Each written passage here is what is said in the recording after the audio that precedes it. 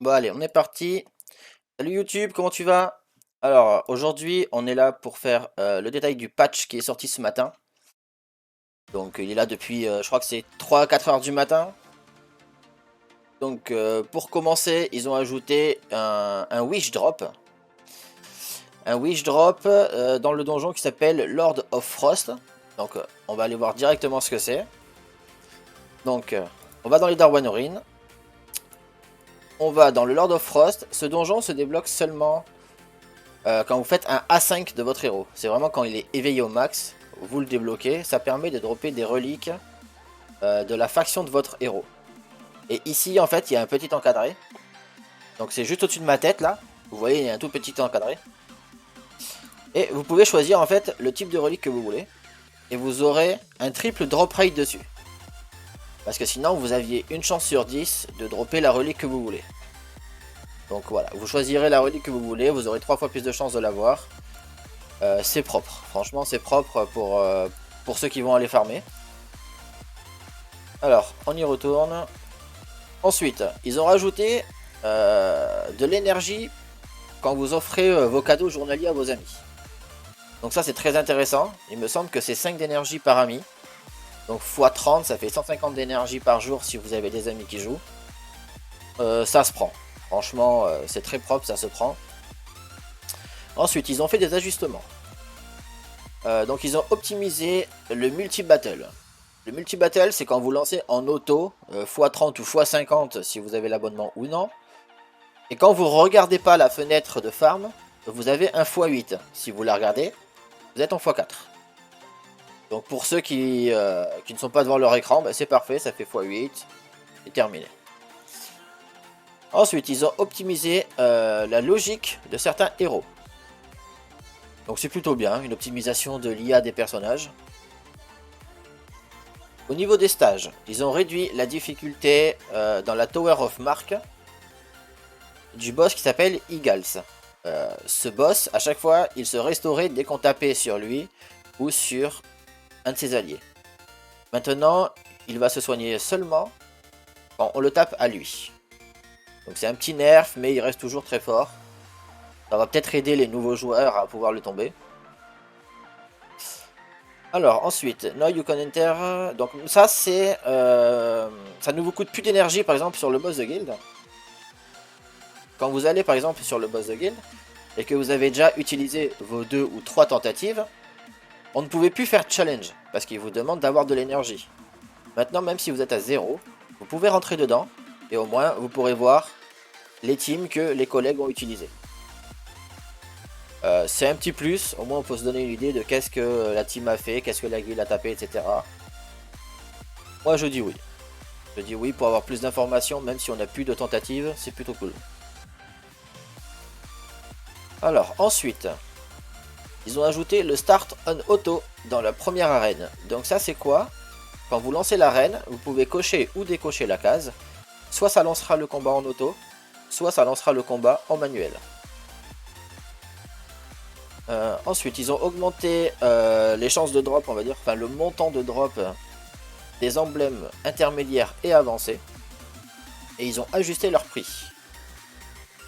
Donc, qu'est-ce que c'est que les emblèmes? Vous allez dans Donjon, vous allez dans Emblème Challenge. Et ici, ils ont augmenté le nombre de rewards. Combien vous en droppez. C'est plutôt cool, parce que c'est long à farmer, ces conneries quand même. Et ils ont baissé le prix également, parce qu'on peut les acheter.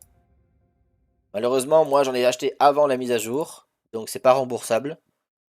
Donc voilà, maintenant ceux qui achètent aujourd'hui, c'est remboursé. Enfin, c'est pas remboursé, c'est le prix est réduit, donc c'est plutôt propre. Ils ont augmenté le tiers de drop. Ils ont augmenté le drop des stuffs élite, épique et légendaire dans les Darwen Ruines donjons. Et ils ont augmenté pas le rate de drop de élite épique dans la campagne. Ça veut dire quoi? Ça veut dire que si vous farmez la campagne, vous aurez plus de chances de choper des stuffs élite et épique. Si vous farmez les Darren Ruin, vous aurez plus de chances d'avoir des stuffs épiques, élite et légendaires. Donc c'est plutôt pas mal. Tu les achètes où? Alors les emblèmes, on va finir d'en parler justement parce qu'il y a une question sur Twitch. Les emblèmes, tu les achètes en fait sur les héros directement. Tu vas sur ton héros, tu vas sur emblème, et en fait où il y a le petit plus ici, tu peux les acheter tout simplement. Tu vois? Et il y a les 3, tu peux les acheter là. Voilà, comme ça fait un petit plus pour le taille du patch. Alors, on en était ici. Added skating action in the night in the temple. Alors, ça c'est pour le Space Temple. Pour le Space Temple, ils ont ajouté juste des nombres. Pour dire que ça c'est le numéro 1, 2, 3, etc. etc. Et pour l'autre, le Skating Knight, pour être honnête, je ne vois pas très bien ce que c'est. Skating action. En gros, je pense qu'ils ont ajouté de meilleurs mouvements aux héros que vous utilisez dans le Space Temple. Mais voilà, c'est juste du visuel, c'est pas grand chose. Ils ont optimisé le matchmaking dans l'arène. Donc maintenant, on a plus de chances de tomber contre des gens qui sont proches de nous. Et non pas des gens qui sont trop bas. Donc du coup, on gagne pas de points. C'est plutôt cool.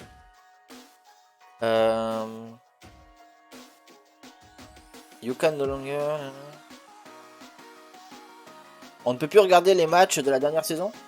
Si je comprends bien, ça doit être ça. On ne peut plus regarder les matchs de la saison dernière.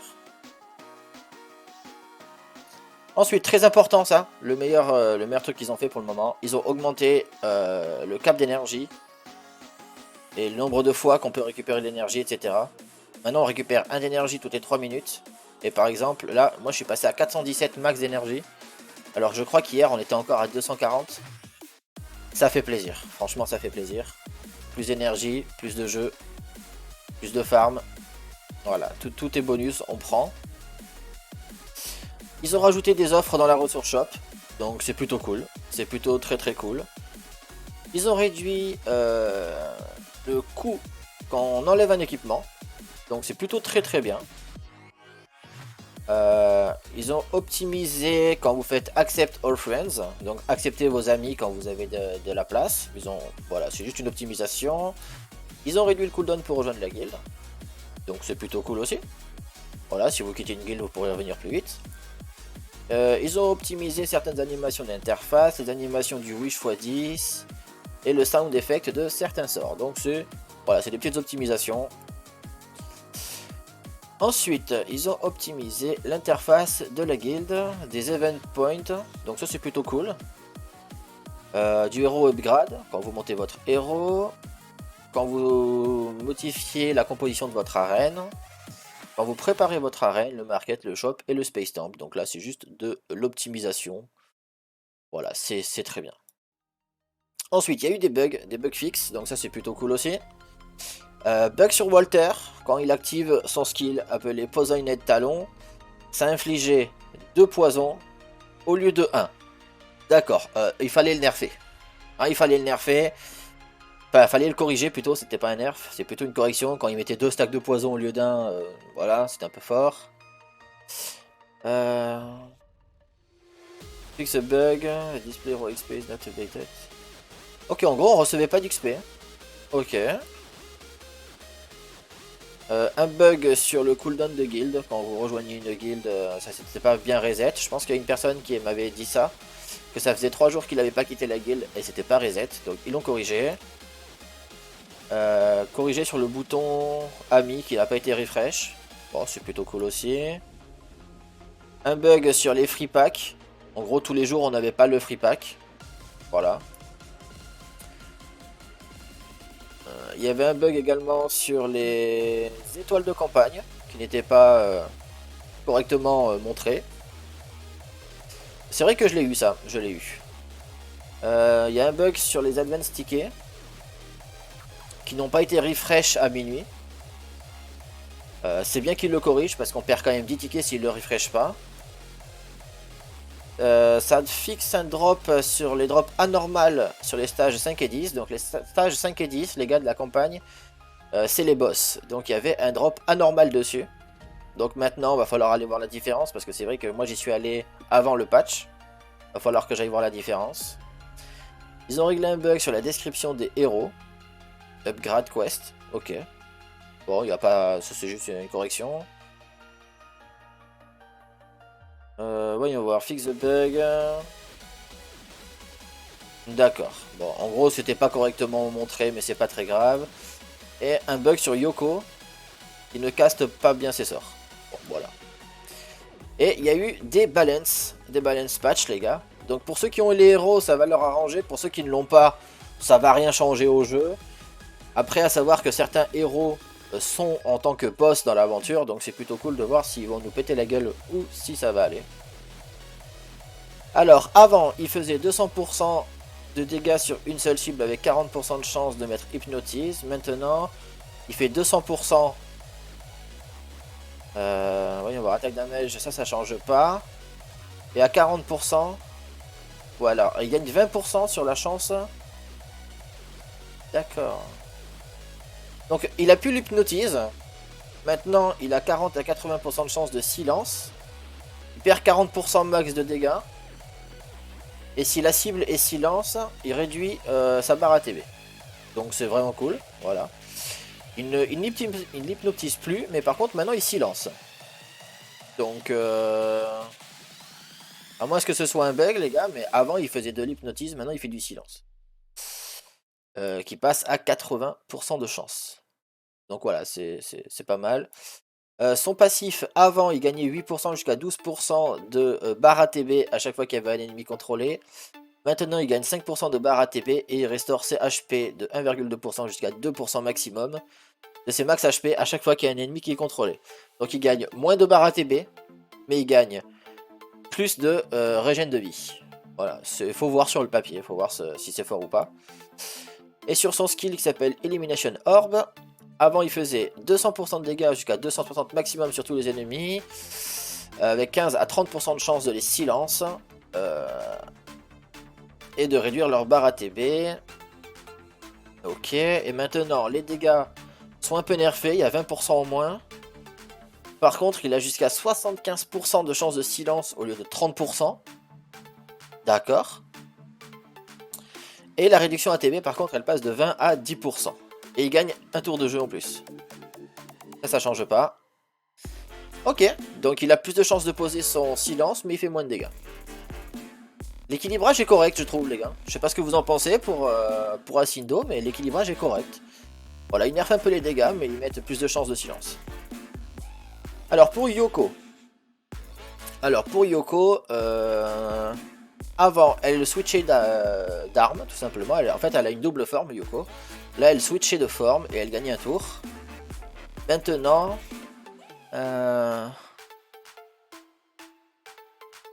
Alors, attendez. Oh, c'est loin, c'est dur à comprendre tout ça, là. En gros, ils ont juste changé le swap d'armes. D'accord. Et le sort a complètement changé. Elle prend moins cher, elle leech toujours, pardon. Les layers de focus, ils ont toujours, mais ça donne plus de stack de leech. Et quand elle swap et qu'elle passe en Broken Wave, elle fait plus de dégâts et elle augmente son crit damage. D'accord. Ok. Alors, skill effect complètement leech changed. Maintenant, elle fait 520% jusqu'à 640% sur une seule cible et elle gagne un shield de 20%. Si c'est l'autre forme, d'ailleurs ce sort à 30% de leech, si c'est l'autre forme, elle fait 540 jusqu'à 660% et elle gagne 40% de crit rate et 60% de crit damage. Oh là là là là.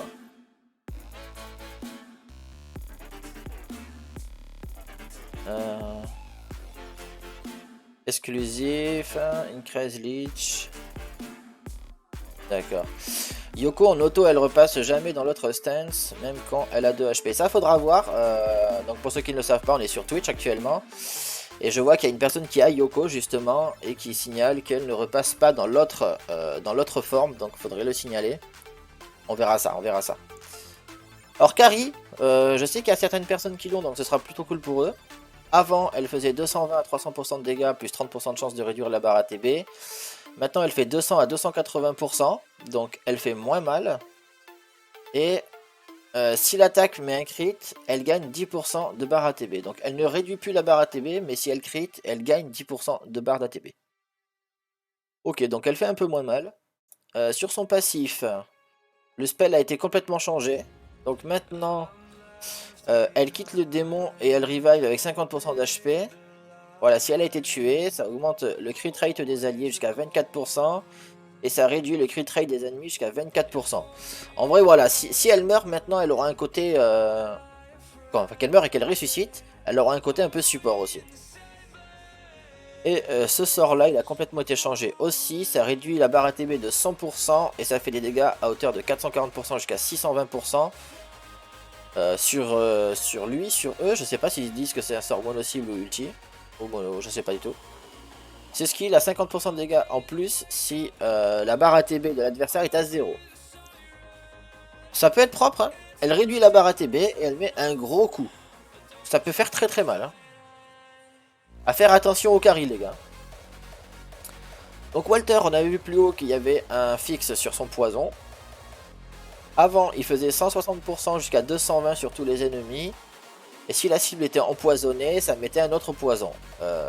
Maintenant, ça fait 200%, donc il a gagné 40%.